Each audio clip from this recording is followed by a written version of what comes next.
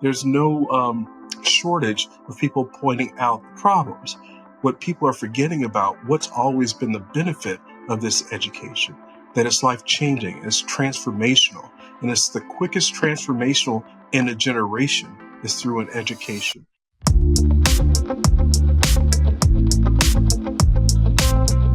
Welcome to the Seismic Shift podcast. Today's episode is going to focus on seismic shifts in higher education. And y'all, I could not have two cooler leaders in higher education with me today. And I just want to welcome Dr. Xavier Cole, Loyola University New Orleans relatively new president. Welcome him to this podcast. In addition, we've got a tribe here representing disruptive leadership, which is I call it, and I'll explain a little bit more later about that. We also have Dr. Bobby Savoie, and he's the dean, the interim dean of the College of Business at Loyola. Welcome. Thank you so much for being here, y'all. Thank you. Great to be here. So let me tell our listeners why this is so cool to have these two seismic shifters, as I call them. Any leader who is doing really kind of disruptive change in the most positive way. So I don't want anybody to be confused about the word disruption to think that it's negative. It's truly positive, right? These are changing times, and we need a changing face of leadership. And so let me tell you about how cool these two leaders are. So Dr. Xavier Cole, I was so fortunate to be on the presidential search committee when we vetted, I can't tell you how many leaders applied for this job. And when we had the opportunity to interview Xavier Cole face to face in a room, he literally connected with the search committee so well that, Xavier, I don't know if you heard it, but when you left the room, you got a round of applause. Wow. That's how you did. That's how beautiful of a connector you were with us. Xavier Cole, Dr. Cole, is the first person of color to lead Loyola, only the second person who's a lay person who wasn't a Jesuit priest. Tanya Tetlow was the first female and the first lay person to serve as president, and Xavier follows in her footsteps. He's the second lay person. So we're talking, and he comes from student affairs. So not in the traditional sense, a lot of times, again, being on all of these presidential searches, you see all the resumes that come in that the typical course is you come up through a dean, you come up through the provost's office, and Xavier Cole, Dr. Cole, came up through student affairs. So he's an incredible advocate for students and has such a different lens. He got his EDD from the University of Pennsylvania. It truly gifted, besides all of that intelligence and that big brain thinking that you need. Again, he comes in from this different perspective, which I call it really a disruptive perspective, doing things differently and seeing through a different lens. And so we're going to hear a lot from Dr. Cole today. And then Bobby Savoie happens to be my dean. I'm on faculty in the College of Business. And what I think is so disruptive about Dr. Savoie is he's a true business person. He, again, didn't come up through the traditional ranks, which is kind of what you do in academia, right? Not necessarily what you should continue to do, but what has been done in the past is you're a faculty member, and then you get into administration, and then you're associate dean, and then a regular dean, or the top dean's position. But no, not Bobby. He decided to start companies, not one, not two, but three, sold them, and was so successful from an engineering perspective in the aerospace industry that I think we only allowed him to be retired for a couple of weeks when we called him, because he had served as the chairman of our board of trustees. So we knew him well. As a matter of fact, Bobby was the chairman when Tanya Tetlow was elected or selected to be the first female and first layperson of Loyola University New Orleans. So you can see, audience and listeners, thank you so much for tuning in. We have two incredible voices and just a different way of thinking about higher education. So I'm going to start throwing questions at you all. So number one, and we'll start with Dr. Cole. You all know that this whole podcast is on seismic shifts in leadership and how it is necessary right now to change. We have to adapt to all the changes being thrown at us. So Dr. Cole, what do you think is the biggest seismic shift, the biggest change that's happening right now in higher education? Well, thank you for that question, Michelle and Dr. Johnson, and thank you for the opportunity to serve on this podcast. Well, since coming into this role, it's been very clear to me that the biggest challenge that we have in higher education is talking about the value anymore of a higher education degree. Is it necessarily needed? When we went through the tech boom, we had 16-year-olds questioning whether or not they needed a college degree and could they make it by starting their own startup. And that did kind of grow and then shrink back. But I've always been an advocate of higher education, further education, and particularly liberal education. I'm a two-time history degree winner. I have an undergrad and a master's in history, and people always ask, what do you do with that? And I tell them you can be president of Loyola New Orleans because you can read and write and critically think, speak hopefully eloquently, to be able to communicate well with others, and in particular to lead, to be able to articulate where you're going and why you're going, and invite many others along the way to help you join in the vision that you have about where you're headed. But that's a harder thing nowadays to convince people that the cost of higher education is worth it, particularly when we're in private Catholic higher education and private education in general. People are questioning the value of that. But I think beyond the numbers, looking at the development of the person through mentorship in the classroom with faculty like Dr. Johnson, through experiences that they have with colleagues with which they're learning, opportunities and the network that higher ed provides you that sets you up for success, but mainly just the shift in critical thinking that happens that prepares you for a changing landscape. So we're not preparing people for the job today. We're preparing people to be able to tackle and engage in and be successful in jobs that we don't know yet exist. And that's what a good liberal education is for. So I truly see the value of that for adaptability, wider education. And what makes us different as a Catholic Jesuit institution is that we also deal in the formation of the person, mind, body, and spirit, morals, and ethics. So we're producing not only people who are competent to do the work that they're being educated to do, but also people who make good person-centered decisions that do no harm. And that's what this world needs right now. So I think there's lots of value, and I'm always ready to tell that compelling story about Catholic higher education when asked. Oh, that is beautiful, Dr. Cole. Thank you for that answer. And that reminds me when I was sitting there in your interview, when you were a final candidate and when you left the room, you were able to tell the story.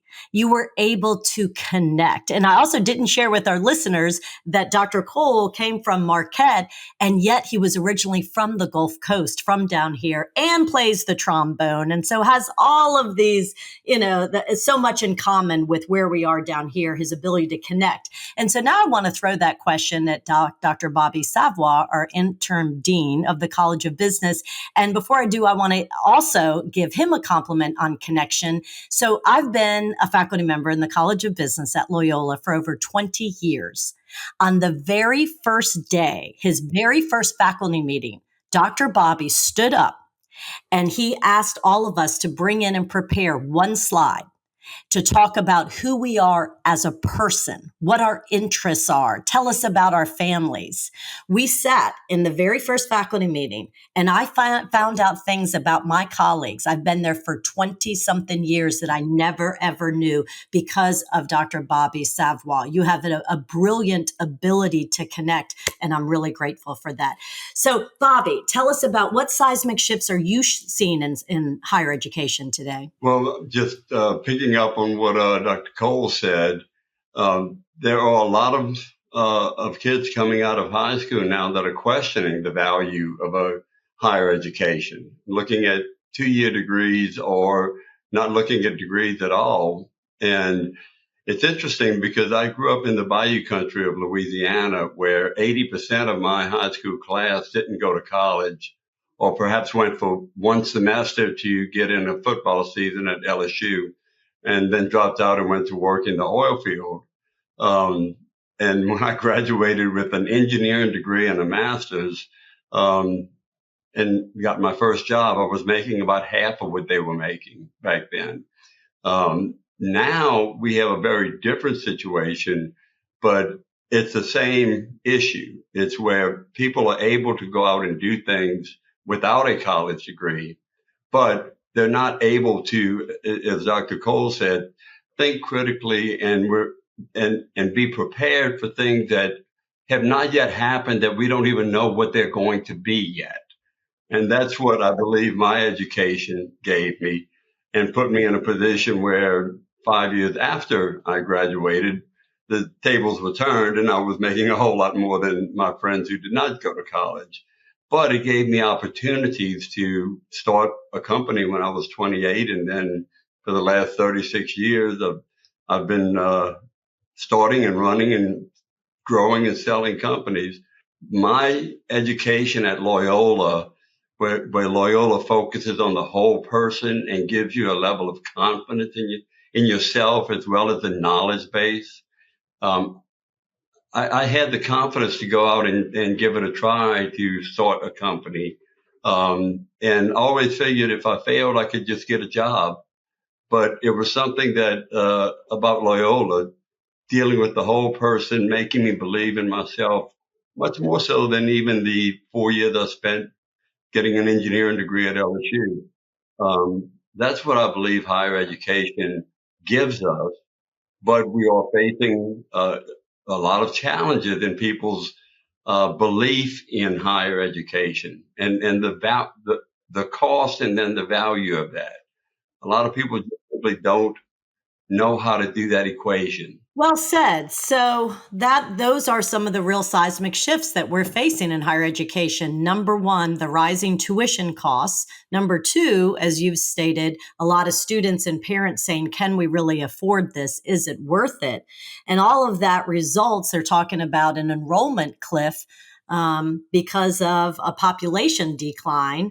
And so we're really struggling attracting college students. So it's almost like this seismic shift of the perfect storm all being thrown at us. And we're having to do things very differently. And we're having to think very differently.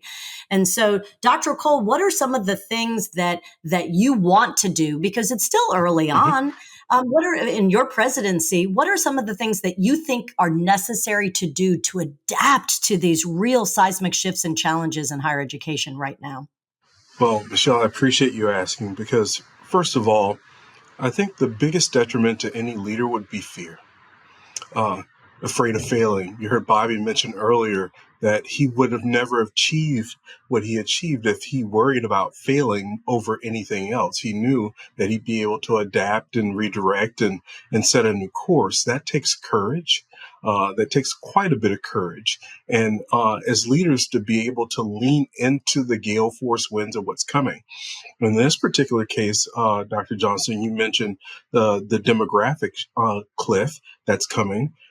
When you dig down underneath what's happening with that cliff and see where there's growth happening, critical thinking helps us look at the data holistically. So where's there growth in the U.S. during this time? We know that things are shrinking in the Northeast, they're shrinking in the upper Midwest, but they're growing in the South. We're next door to Texas, one of the growth centers throughout this demographic cliff. So we will lean into our contiguous nature to one of the growth areas, and where we're placed in the Gulf South as a place where there's actually growth happening and opportunity. Second, people are thinking about the shrinking, the growth of people of color in this demographic population. One of the things that Loyola has that some universities don't have is a very diverse population. Currently, we're 51% minority majority, which means that creating an environment where students can feel comfortable and welcome already exists in this campus for a demographic that's actually growing throughout this demographic cliff. So you need to be able to not just tell the story of the positive or the possibility and the opportunity and the challenge. You need to be able to show them with the data that this is happening. That helps you make good decisions about what to do next that may seem counterintuitive to lean into that shift. And so that's some of the things that I think courageous leaders, I do consider myself one of those. I think, frankly, anyone choosing to be a president nowadays has a good deal of courage, looking at all the challenges and headwinds that not just that we know about by working in the space, but that's being written about all throughout the sector. There's no shortage of people pointing out the problems. What people are forgetting about, what's always been the benefit of this education, that it's life-changing, it's transformational, and it's the quickest transformational in a generation is through an education. That has always been the case. It continues to be the case. That was my story from a working class family in Biloxi, Mississippi. There is no one that got an Ivy League degree. There was no one that got 3 degrees at all. People were happy to get a bachelor's. And if there was a master's, that's as far as people were going in my family. But I did something a little different because I didn't know that I couldn't. And I was very much encouraged and loved education. That was breeding interaction. But I think I talk about this because for me to go from a working class kid in Biloxi to the president of a Catholic university in my region within one generation, my own generation, there's nothing but education that allowed for that to happen. And that was foundational at the K-12 level. So that means that we need to invest there as well to make sure our K-12 space is extremely strong, to create a pipeline, but also believe in the ability for higher education to change lives. Oh, gosh, that is so beautiful. And as a matter of fact, both of you all really answered without me directly asking you is how did you find connection with yourself and what is your story? And both of your stories are so beautiful and they represent courageous leadership. You went after something that you necessarily didn't see in your own region. And both of you all got the highest level of education, and you see the return on investment and how it pays off. And one of the things that you said, Dr. Cole, is about diversity. And I ran into a former student playing pickleball the other night. And we were talking, and he went on to get a master's degree after his undergraduate business degree at Loyola. And he said, Dr. Johnston, he said, I know, I appreciated, I think I appreciated the diversity when I was at Loyola, but I didn't really get how beneficial it was until all of a sudden I was in a classroom where everybody looked like me, thought like me, wrote like me, made decisions like me. And he said, looking back, I was a part of a Skittles commercial and I didn't even realize it. And he said, and it was so powerful. Diversity really does pay off. And I don't think students truly appreciate it until they leave that environment and they see the consequences when you don't have a diverse culture. And we have that at Loyola, and it is so beautiful. I love it. So let's go ahead and go to Bobby. Again, you're an interim dean. We hope to keep you for a really long time because we need in the College of Business, my belief, my humble opinion, we need disruption. We need to do things differently. So we talked about the challenges thrown at higher education. Well, there are also huge challenges thrown at students right now. Their mental health. They're having a real mental health crisis.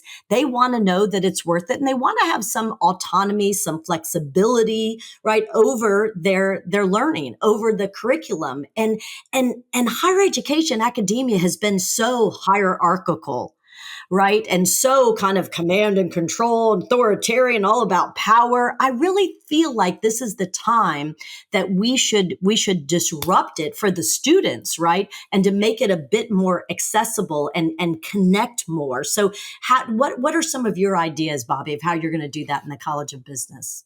Primarily by focusing on creating problem solvers. Our students are outstanding, and I think we go out of our way to treat them with respect, and they certainly treat us with respect. So there's a natural connection between the students and teachers and administration, such as myself. I really never pictured myself in this role. In fact, when Dr. Cole and Justin Daffron called me while I was celebrating my retirement in Greece, my first answer wasn't exactly yes. But after meeting Dr. Cole and spending time with him, I knew that I would have an opportunity to impact the lives of young people. In the College of Business, we have a number of areas where we have opportunities to create people who know how to think strategically and solve problems. A big part of that you mentioned is diversity of thought, diversity of people. In all of my companies, I try to make as diverse as possible because you learn from people that don't look like you and don't think like you. And you learn a lot more than just having a whole bunch of people who think the same way. Well, we're doing that in the College of Business because as a CEO of 3 successful companies and having spoken to our visiting committee and a number of CEOs in this area, what they want from Loyola are students who graduate and can come in and solve problems for their company, whatever area it might be in, whether it's economics or accounting, particularly in business analytics, because that's what business analytics is all about, is solving problems. So we're using the some excess money we have in some of our chairs. I'm working very closely with faculty to come up with programs that will allow us to create people that know how to think strategically, to think critically, to solve problems. And that's what our customers, the companies that are going to hire our students, that's what they're looking for. And I've heard that over and over. If we can produce those type of graduates, then our graduates are going to get hired, and they're going to get hired at a good salary. That's going to, in turn, help us with our recruiting, particularly into the College of Business, but for Loyola as a whole. So that's something that hadn't necessarily been thought of, that we could shake things up a little bit, still give people the same curriculum and education, but turn them into problem solvers so that they can go to a company and help that company solve the problems it's facing or that its customers may be facing. Oh, I love that. You are so right. Absolutely. Problem solvers bring the solution to me, right? Not the problem, but bring the solution. Also, what I'm learning too is I was so honored in the fall to be nominated for a Top 50 Thinker Award.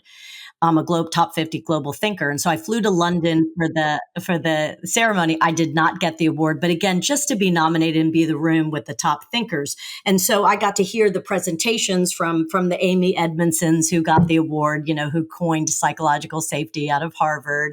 And I got to hear from the top thinkers. And what they were all saying is one of the major challenges right now is technology and artificial intelligence. And how are we going to prepare our students to compete with that? And you know what the conclusion was? The conclusion was we have to teach our students the power skills. And what are the power skills? Those are the communication skills. So no longer it's a reframing and a relabeling. So I used to be really self-conscious when I was a brand new faculty member in 1999, and I was teaching the freshman business communication course.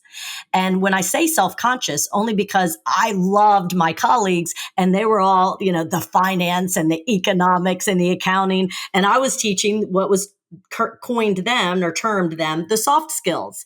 And now we're learning that in order to differentiate ourselves as humans and compete against artificial intelligence and technology, those skills, they're no longer soft. They're the hardest skills, and they're now the most powerful skills. So your ability to connect. And so they called it to be likable, to actually be collaborative. And that is one of the things at Loyola that I've seen, because we have small class sizes, that I can really begin my MBA class. And I do every single session. Every Monday night, I begin with my MBA class. We stand or sit in a connection circle, and we connect first at a personal level, and we get to know each other as humans, and we create a psychologically safe environment. We create a culture of connection, and then we'll power through 2 hours of material and skill development. And at the very end, we stand up and we form a same circle, but we're standing and we reflect.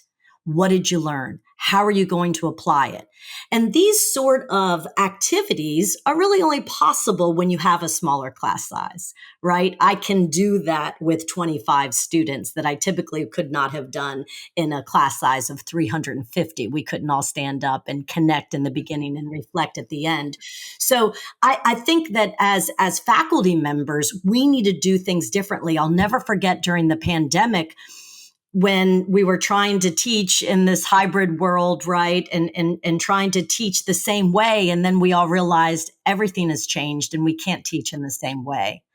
and we have to flip the classroom, and we have to do things differently and ask them to prepare and read everything before so that when they walk in, we create experiential exercises. We create engagement. We create opportunities for them to apply what they're learning. So that's something I feel is disrupting a faculty member's perspective, is how can we teach differently to get them more engaged in the material? So that old command and control is no longer working even from a teacher's perspective. Us with a piece of chalk walking into the classroom and lecturing for 3 hours is not what's going to be effective these days, right? So that was kind of my big seismic shift. And Bobby and Xavier, I know you both have met Pete November, and I learned so much when I was coaching Pete November. I probably learned more coaching him than he learned from me, because what he did, he's the CEO of Auctioner, so he has 38,000 employees beneath him. And what he showed me was a different type of leadership. He would begin every executive meeting with a connection question. He would say, I care about you and I want to know how you're doing.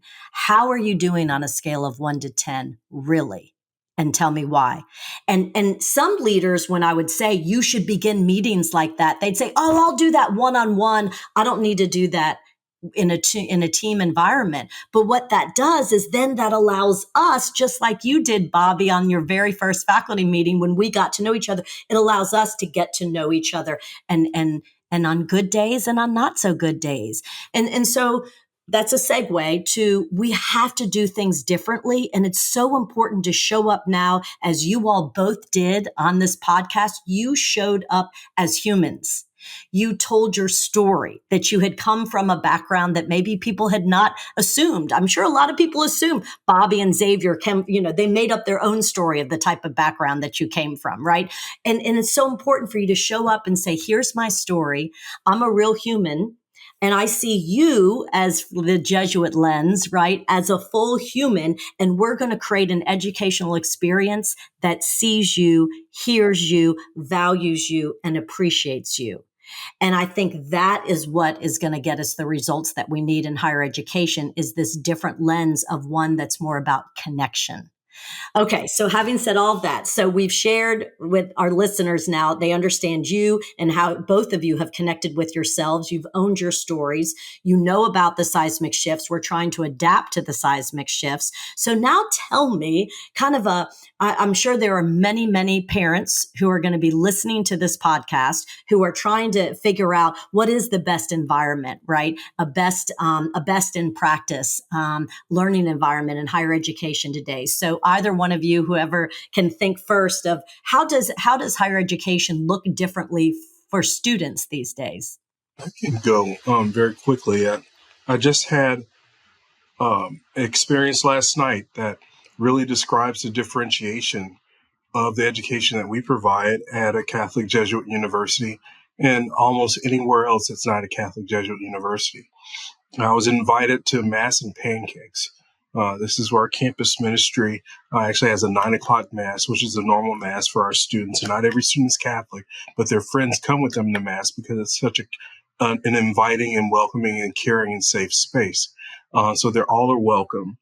And after Mass, they asked for me to just give a few remarks as students are coming into the exams. Now, as a leader, one could just do a very perfunctory, just canned speech about just, glad to have you here and study hard and get some sleep.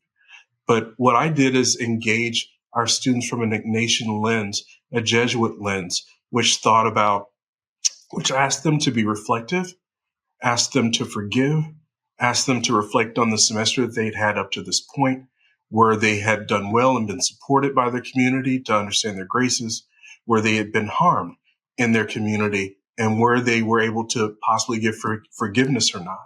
And if they hadn't, it's not too late. Even months later, you need to be able to forgive to create the headspace and the heart space for you to be prepared to be the best possible intellectual and student that you could be coming into exams and not have all these other distractions of things that may have harmed you. You need to have a clean slate and be ready to tell what you've learned, but also to remember what you've learned without distraction. It was almost giving students permission, but it was giving them permission from a particular philosophy, a philosophy that is God-centered, that is person-centered, that is love-centered, that's also built on forgiveness, which is one of the hardest things for us to do. But what it does is it sets them up for a way of proceeding that is countercultural than those that hold grudges, that is reflective of the conflict that we see currently in the world. We have enough war and conflict and hurt that's hard to forgive.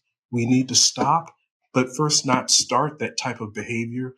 And the best part to do that is to have an awareness that it's happening, the impact that you're having on others in the world, to be reflective, to take some time to do that, but also do the heart work and the head work for you to be able to move forward by forgiveness being that way forward. I can't think of a better way to be able to talk to young people about how to proceed when we look at the world that we're in today that's so full of war and conflict.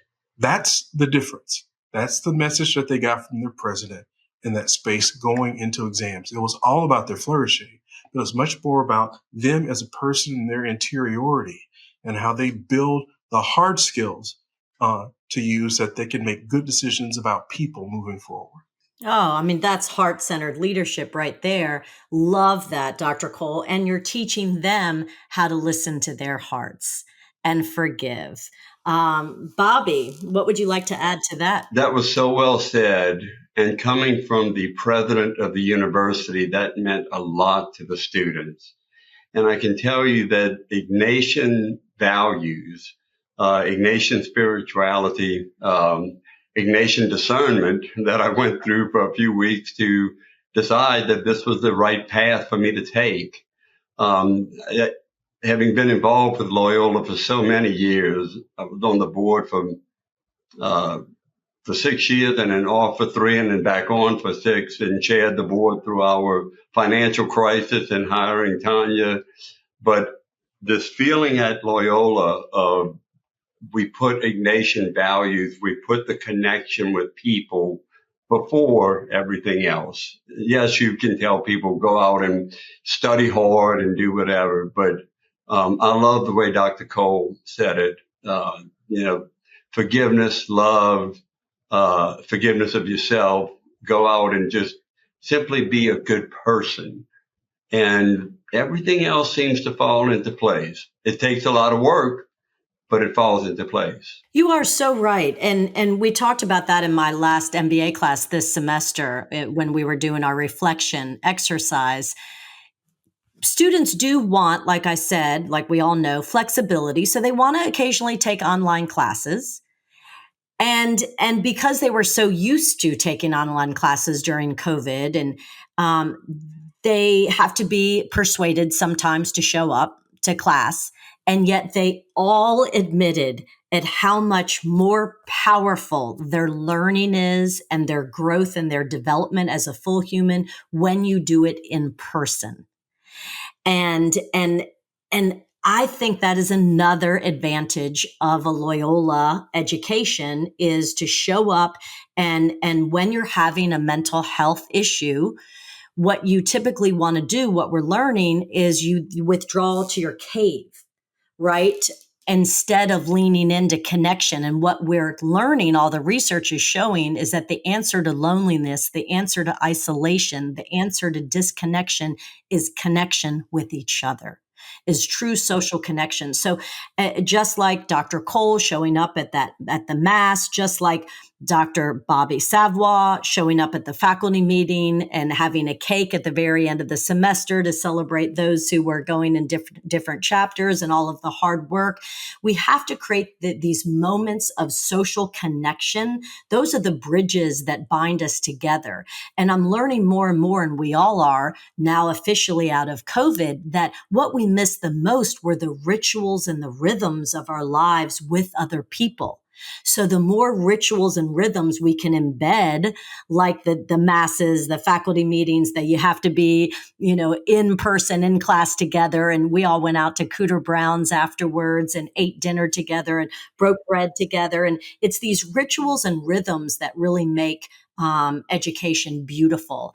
And so as we wrap up this episode of the Seismic Shift in higher education, those are some of the things that I wanted our listeners to think about. Is we've got leaders in place who are absolutely in tune with the challenges and the headwinds thrown at us right now in higher education, and who are very open to doing things differently. We're also very aware that it's going to take real meaningful connection, right, to build those bridges. And inclusion is essential. That's what I've learned also about connection. Connection is inclusion, and making an environment where everyone feels welcome, where they feel seen, heard, valued, respected, appreciated. That's what I've learned in all of my research on the culture of connection and how to drive results doing that. So I just can't thank you all enough. Thank you, Dr. Cole. Thank you, Dr. Savoie, for being on the Seismic Shift and podcast. And thank you all to our listeners for tuning in. Take care. Thank you. Thank you.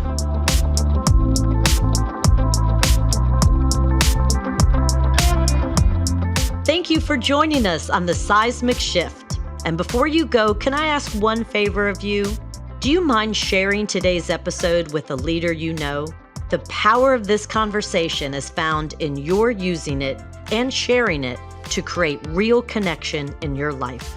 Lastly, I'd like to thank Loyola University New Orleans and the Terra Firma audio team for helping bring this content to life.